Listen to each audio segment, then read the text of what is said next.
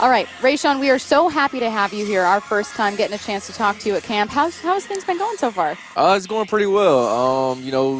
Camp is the time to, continue the foundation that you kind of built over in the spring and just continue to grow and learn about the team more and, just iron out anything you may need to before the real thing kicks off. Man, you made the the longest flight in America from Florida to Washington, man. What was that transition like for you?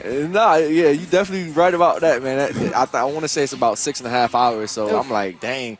The longest flight that I've ever taken previous to that was 5 hours to LA.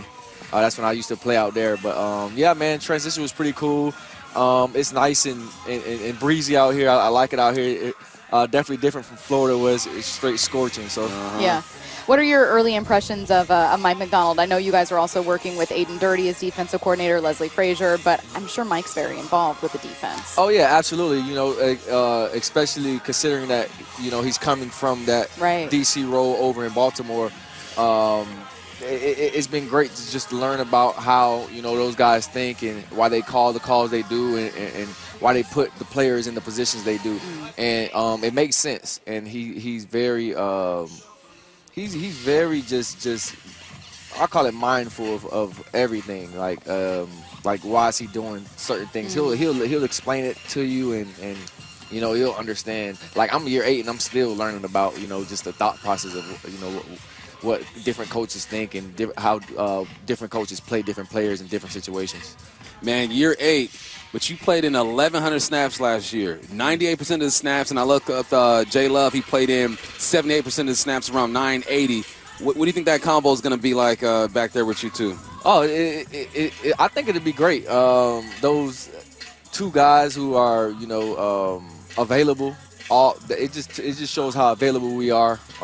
Just like you say, I play a lot of snaps, so it's definitely taxing on the body. But if you take care of the body right, it'll take care of you. J Love is versatile, just like myself, and I think it'll just give opposing quarterbacks just a challenge because you'll never know who's coming down in the box. You'll never know who's rolling to the post, and it'll be fun. Yeah. We opened up the text line so that we could have listeners send in a few questions, so we'll kind of intersperse those. Yeah, most of them are just kind of fun stuff. So one listener wants to know if you've been salmon fishing, or are you a big fishing guy, or have you done any activities since getting here? So, me being from Florida, it's probably a sin to not fish. Okay, that's true. Shame on me. Yeah. So I'm not too big of a fishing guy, but my son, he's 8 years old, and he's more of a fishing guy than I am. So he's always out on the dock just fishing and stuff. But I think it'd be cool to go salmon fishing. I heard those things are pretty fun to catch and stuff. So maybe that's something I get into. It'll be on the list. Yeah, right. So, obviously, I'm a bit older than you, and I always ask, not always, but I try to ask Florida boys this, right? Because, it's Cali, Texas, Florida. Everyone think they got the best Florida. I ain't gonna lie. So, I'm about to give you love right now, right? All right, man. So, I played in something called the Cali Florida Bowl back in the day. I'm from Cali. We played Florida. And legit, Florida boys were the fastest dudes I've ever seen in my life. So I asked one of my boys I train with in the NFL, I go, what do y'all do, man? What is it? He go, you got to go out there and chase some rabbits, man. Chase some rabbits. So I'm 3 for 3 now. It's a real thing. Y'all really be chasing rabbits. Yeah. Definitely in the southern part of the state, they do that. When it's rabbit season, they'll set a little field on fire and have the rabbits kind of set a barrier to where the rabbits run out of, the fields. Yeah. And people just go and try to catch them. Hey, all my Cali boys, we got to start chasing rabbits. I don't know where you're going to find those rabbits. You guys are going to be chasing pigeons, maybe. Right. So we're in the restaurant district. We're looking at rats. Got to be fast. What are you, maybe just the most important lesson you've learned over your career, because you've got a couple years in that you're taking into this and you're finding oh my God, thank God I went through this because this is helping me right now. Yeah, I was fortunate to just come in and have some good guys in front of me to show me the right way to play the game and the right way to, kind of come into the league and earn your keep. I would just say, in my opinion, the sooner you can get in here and be a professional, because that's what this profession is. You got to come in here and you got to earn the trust of the players and the coaches. It doesn't matter how talented you are. You can be talented all you want to, but if at the end of the day, if your coaches don't trust you, you're probably not going to be sticking around for too long. And I mean, that's something I learned, and that's something I just, get up every day and just think about. Everyone has their players they used to watch growing up. Me, it was T.O. Now, I never became 6'4" and a monster like that. Right. But who did you watch growing up? I used to watch a lot of Troy Polamalu. Yeah. Just his game was just completely crazy to me. Just how his motor was, and how he was able to affect the game at the safety position. I used to watch, when the Legion of Boom was here, I used to watch these guys a lot. That was really fun to watch, and I would just say mainly those two. Ed Reed was a big inspiration of mine. Just the way his ball skills were, and how he was so cerebral with the game. Right. I want to say he had like 68 career interceptions. Something crazy. It's crazy. Yeah. So it's like just watching those guys and trying to just imitate what those guys did.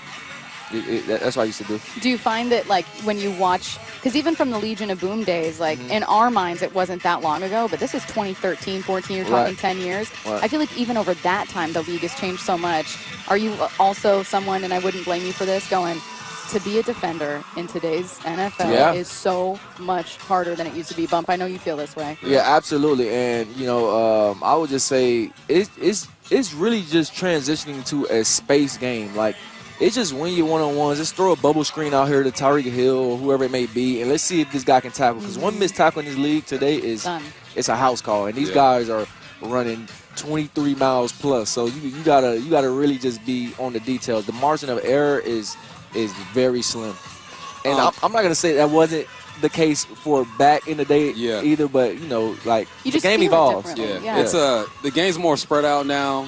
Dudes are bigger, faster, stronger. I mean, I watch y'all. My last season was 10, and I look at y'all. They be like, man, it's a totally different game. I look at the high school kids. I'm like, man, they faster than what we were. We were coming up. Yeah. So it's changing. And then, like Stacy mentioned, you on the defensive side. And I be feeling for y'all when it comes to making tackles. And you've been in the league 8 years, so you've been in that area where you can just knock a head off, and now you got to try to transition to being not a softer tackler, but a more targeted tackler. What was that transition like for you? I mean, just like you said, like right now in today's game, it's just however you can get the guy on the ground. I want to say they just took out the drop tackle. Yep.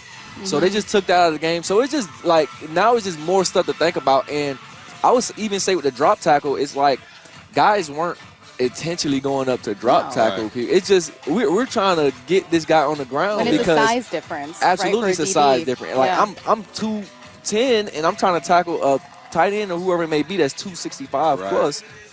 Like I gotta drop my weight. That's the only way I can get him down. That's just physics, So just different things like that. Taking the head-to-head contact, which I think is smart, but just different things like that. Like when I was in college, I'm taking dudes' head. They told us to put our face in the tackle. Absolutely, for real. Absolutely. So they were like, lead with the crown of the helmet. Man, so it's just more thinking as you're just approaching those just tackles. Like they just make it that much more challenging, but. We're professionals, so we got to adapt. Yep. Bump and I were watching you guys.